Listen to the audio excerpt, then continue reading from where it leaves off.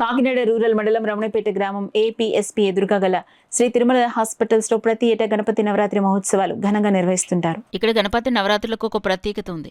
దేశంలో నడుస్తున్న అంశాలను ఆధారంగా తీసుకుని ప్రతి ఏటా ఒక్కొక్క థీమ్తో గణపతి విగ్రహాలను ఏర్పాటు చేస్తుంటారు.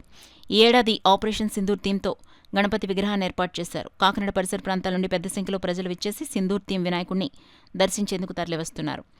ఈ సందర్భంగా ఉత్సవ నిర్వాహకులు డాక్టర్ గౌరీశంకర్ మాట్లాడుతూ ప్రతి ఏటా మా హాస్పిటల్ నందు దేశ పరిస్థితులను తెలియజేసే విధంగా గణపతి నవరాత్రి ఉత్సవాలు జరుపుకుంటామని, అందులో భాగంగా ఈ ఏడాది పాకిస్తాన్పై ప్రధాని నరేంద్ర మోడీ చేపట్టిన ఆపరేషన్ సింధూర్ థీమ్లో విగ్రహాలను ఏర్పాటు చేశామన్నారు. ప్లాస్టర్ ఆఫ్ ప్యారిస్ కానీ ఇటువంటి ఏ విధంగా కాకుండా ప్రతి సంవత్సరం ఏదో కొత్త కాన్సెప్ట్ వస్తున్నాం.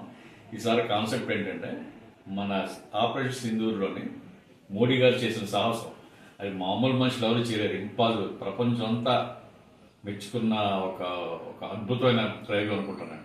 ఎందుకంటే అంత ఈజీ కదా అది. నేను సాక్షాత్ గణేష్ మహారాజ్ గారే మోడీ గారిలో ప్రవేశించి ఈ రకంగా ఆదేశాలు చేసుకున్నానని అనుకుంటాను. నేను ఆ ఉద్దేశంతో ఈసారి మోడీ గారి రూపంలో, గణేష్ గారి రూపంలో మోడీ గారిని పెట్టి ఆపరేషన్ సింధూర్ కాన్సెప్ట్ పెట్టడం, ప్లస్ మట్టి వినాయకుడు, ఇవన్నీ ప్రజలకు ఒక విధంగా ఒక మంచి సంకేతాన్ని ఇస్తాయన. ముందు పెట్టడం చాలా వినాయకులు ఒక అంబులెన్స్ మీద వినాయకులు కూర్చున్నట్టు, దానికి ఒక ఎలక వాహనం లాగనమాట. ఇదంటే అప్పుడులో అంబులెన్స్ ఎక్కువ ఉండేవి, 108.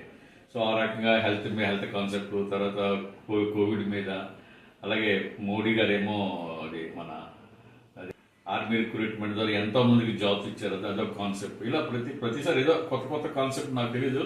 ఒక 1 month ముందు నాకు ఐడియా వస్తుంది, అది ఆర్డర్ ఇచ్చేస్తాం శిల్పి, సేమ్ ప్యాచెస్ వచ్చేస్తుంది.